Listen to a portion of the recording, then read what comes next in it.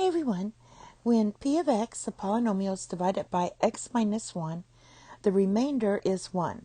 And when it's divided by x minus 2 times x minus 3, the remainder is 5.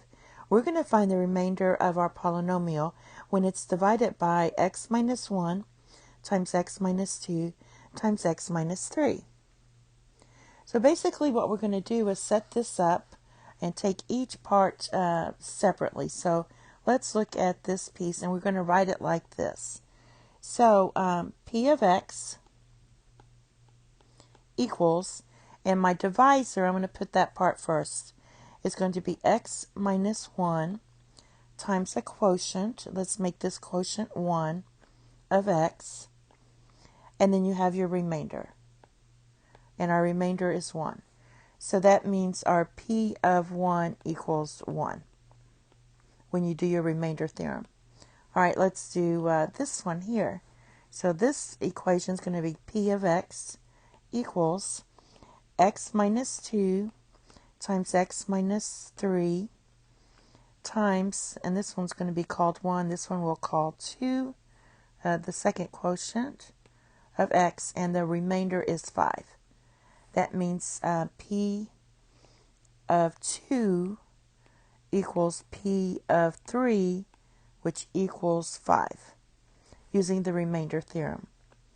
And then finally, what we're looking for is p of x when it's divided by all three of our factors.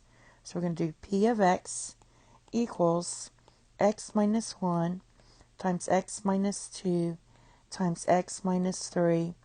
And then we have a quotient, we'll call it quotient 3 of x plus our remainder. Now, we're going to call our remainder ax squared plus bx plus c. We're using placeholders for coefficients a, b, and c, like this. So basically, that means this degree here is our divisor is degree 3. And you know, when you divide, when you're dividing, then your remainder is always 1 degree less, or it could be more, but this one would be degree 2. All right, so now what we want to do is evaluate p of 1, p of 2, and p of 3. All right, so p of 1, and we're looking at this right here. You substitute in 1, all this is going to go to 0, right? So all this is going to go to 0, so you're substituting in 1 into this x here.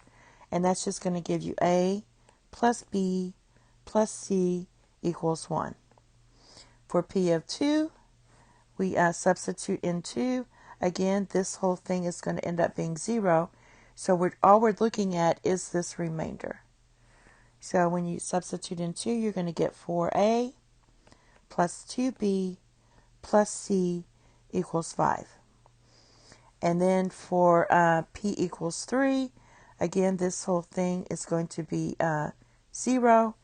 But our remainder part is going to be 9a plus 3b plus c equals 5. Now what we have is simultaneous equations, 3 of them. We're going to solve for a, b, and c, and then get our results here for our remainder. So the first thing I'm going to do before I move on to the next slide is I'm going to multiply this by 2. So I can eliminate our b. So this is going to be 2a plus 2b plus 2c equals 1 when I multiply this times 2. All right, so basically what we're going to get is we're going to take our number 1 times 2, equation 1 times 2. That's going to be 2a plus 2b plus 2c equals 2. All right, and then we're going to subtract 2, equation 2. Our equation 2 was 4a. I'm going to put minus because we'll subtract everything. I'm going to put parentheses. 4a plus 2b plus c equals 5. And then when I subtract this, I'm going to get negative 2a plus c equals negative 3. All right, and this can be written as c equals 2a minus 3.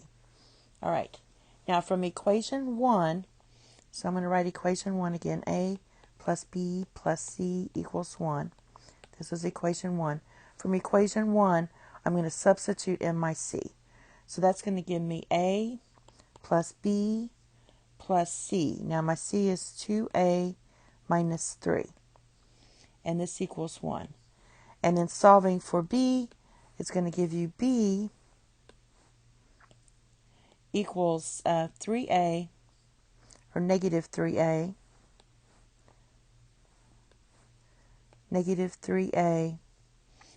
plus 4. All right. Now, equation 3. Let's see what equation 3 was. Let me write that one down for you. Equation 3 here was 9a plus 3b plus c equals 5. So now for that one, what we're going to do is substitute in our b. So from equation 3, we're going to have 9a plus 3 times b. So our b is negative 3a plus 4. And then our c was 2a minus 3 equals 5. So in this case, my a, everything's in terms for a. If you solve for a, you're going to get a equals negative 2. So a equals negative 2. All right. When you substitute in, you go back to this and substitute in negative 2 for this, you're going to get b equals 10. And c right here is going to equal negative 7.